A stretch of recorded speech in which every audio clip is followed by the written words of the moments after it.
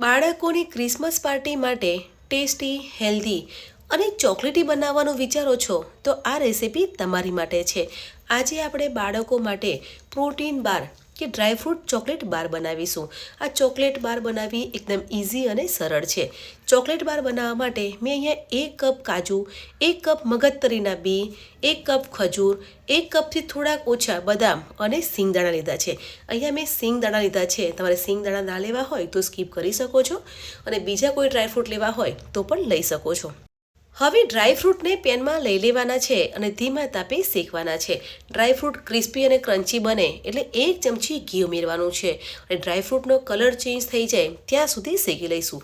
કાજુ અને બદામ લાઇટ ગુલાબી કલરના થાય ને ત્યાં સુધી શેકવાના છે. અહીંયા તમે જોઈ શકો છો કે કાજુ બદામનો કલર ચેન્જ થઈ ગયો છે અને ડ્રાયફ્રૂટ શેકાઈ ગયા છે. તો ગેસ બંધ કરી લઈશું અને ડ્રાયફ્રૂટને પ્લેટમાં લઈ લેવાના છે અને ઠંડા કરવા મૂકવાના છે. હવે ડ્રાયફ્રૂટ ઠંડા થઈ જાય ને પછી અધકચરા ક્રશ કરવાના છે. તમારે ઝીણા ચોપ કરવા હોય તો પણ કરી શકો છો અને ડ્રાયફ્રૂટને મિક્સર જારમાં ઉમેરી પાવડર બનાવવો હોય તો પણ બનાવી શકો છો. અહીંયા મેં ડ્રાયફ્રૂટને અધકચરા ક્રશ કર્યા છે. હવે પેનમાં 1 ચમચી ઘી લેવાનું છે.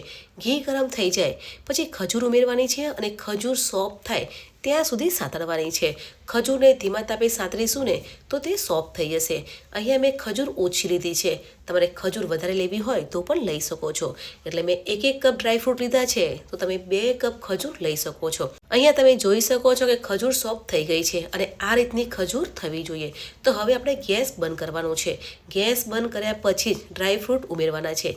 ગેસ ચાલુ ના હોય તે વાતનું ધ્યાન રાખવાનું છે. હવે અડધી ચમચી ખસખસ ઉમેરવાની છે અને 3 ચમચી ચોકલેટ ઉમેરવાની છે.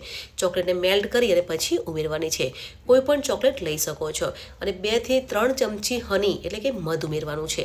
મધ એટલે કે હનીની ફ્લેવર ચોકલેટમાં બહુ જ સરસ લાગે છે. તો 3 ચમચી મધ ઉમેરવાનું છે અને સાઈડથી મિક્સ કરવાનું છે. બધી જ વસ્તુ મિક્સ કરતા હોય ને ત્યારે ગેસ બંધ રાખવાનો છે તે વાતનું ખાસ ધ્યાન રાખવાનું છે. અહીંયા મિશ્રણ ગરમ છે એટલે ચમચીથી જ મિક્સ કરવાનું છે અને આપણે મિક્સ કરીએ છીએ ને તો તમને મિશ્રણ ડ્રાય લાગતું હશે પણ મિશ્રણ ઠંડુ થશે પછી હાથે મિક્સ કરીશું ને તો મિશ્રણ ડ્રાય નહીં લાગે એટલે બાઇન્ડિંગ પ્રોપર આવી જશે. છતાં પણ જો બાઇન્ડિંગ ઓછું લાગે ને તો શું કરવાનું છે કે 3 થી 4 ચમચી ઘી ઉમેરવાનું છે એટલે બાઇન્ડિંગ પ્રોપર આવી જશે. અહીં આપણે ઘી નથી ઉમેર્યું અને લાડુ વાળીએ છીએ ને તો પણ લાડુ વળાય છે એટલે કે બાઇન્ડિંગ સરસ એવું આવી ગયું છે અને આ રીતનું બાઇન્ડિંગ રાખવાનું છે. હવે બટર પેપર લેવાનું છે અને બટર પેપર ઉપર ઘી લગાવવાનું છે.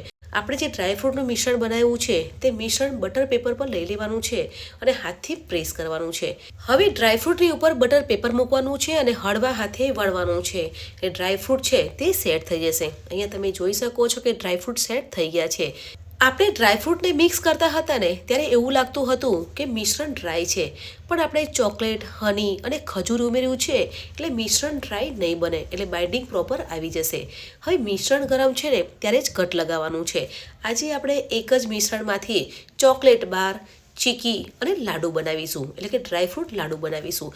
ફ્રેન્ડ્સ, આજે મેં રેસીપી બનાવી છે ને તેને તમે પ્રોટીન બાર પણ કહી શકો છો, ડ્રાયફ્રૂટ ચોકલેટ બાર પણ કહી શકો છો. બાળકોને કંઈક ટેસ્ટી, હેલ્ધી અને ચોકલેટી આપવું હોય ને તો આ રેસીપી બેસ્ટ છે. ડ્રાયફ્રૂટ બાર બનાવી છે તેને 10 મિનિટ સેટ કરવા મૂકી દેવાની છે એટલે 10 મિનિટમાં સેટ થઈ જશે. અહીંયા તમે જોઈ શકો છો કે ડ્રાયફ્રૂટ બાર છે તે સેટ થઈ ગઈ છે.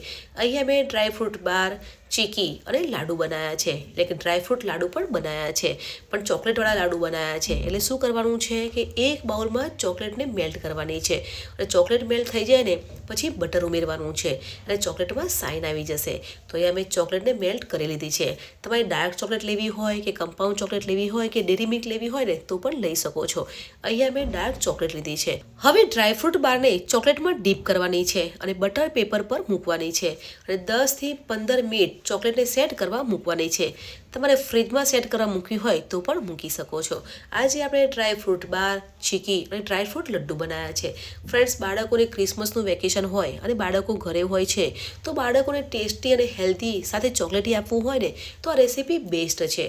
એકવાર જરૂરથી ટ્રાય કરજો અને કમેન્ટમાં જરૂરથી જણાવજો કે આજની મારી ટેસ્ટી અને ચોકલેટી ડ્રાયફ્રૂટ ચોકલેટ બારની રેસીપી કેવી લાગી. અહીંયા ડ્રાયફ્રૂટ ચોકલેટ બાર સેટ થઈ ગઈ છે તો ચોકલેટ બારને સર્વિંગ પ્લેટમાં સર્વ કરીશું. ફ્રેન્ડ્સ, આજે આપણે ડ્રાયફ્રૂટ ચોકલેટ બાર પણ નહીં પ્રોટીન બાર પણ કહી શકો છો કેમ કે આજે આપણે ડ્રાયફ્રૂટ ઉમેર્યા છે. તમારા બાળકોને જે પણ ડ્રાયફ્રૂટ ભાવતા હોય ને તે તમે ઉમેરી શકો છો. તો બાળકોનું ક્રિસમસ વેકેશન માટે કે બાળકોની ક્રિસમસ પાર્ટી માટે એકદમ ટેસ્ટી, હેલ્ધી અને ચોકલેટી ડ્રાયફ્રૂટ પ્રોટીન બાર કે ડ્રાયફ્રૂટ ચોકલેટ બાર બનાવી અને સર્વ કરી શકો છો. હું તમને કટ કરીને પણ બતાવીશ કે અંદરથી પણ સોફ્ટ બની છે. રેસીપીને લાઇક, શેર અને સબસ્ક્રાઈબ જરૂરથી કરજો. Bye bye, enjoy.